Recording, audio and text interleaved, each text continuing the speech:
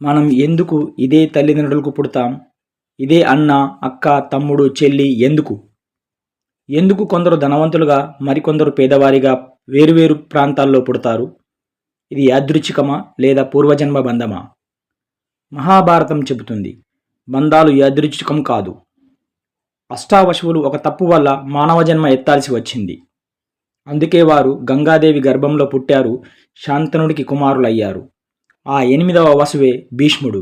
ఇతని జన్మే చెబుతుంది పునర్జన్మ ఎలా వస్తుందో. కానీ ధర్మం తెలిసిన భీష్ముడు, ద్రోణుడు, కర్ణుడు ద్రౌపదికి అవమానం జరుగుతుంటే ఎందుకు మౌనంగా ఉన్నారు? వాళ్ళు ధర్మానికి కట్టుబడ్డారా?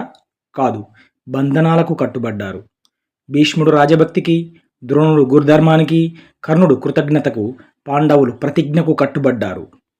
ఇదే ఈరోజు మన జీవితం కూడా. అన్నీ తెలిసి నిజం చెప్పలేక, అన్యాయం ఎదిరించలేక మనము బందీలమవుతాం.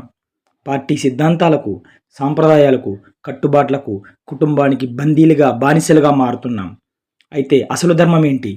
అన్యాయం జరుగుతుంటే ఎదురుపడే ధైర్యమేమి ధర్మం? అందుకే మహాభారతం ఒక కథ కాదు, మన ప్రస్తుత జీవితానికి ప్రతిబింబం.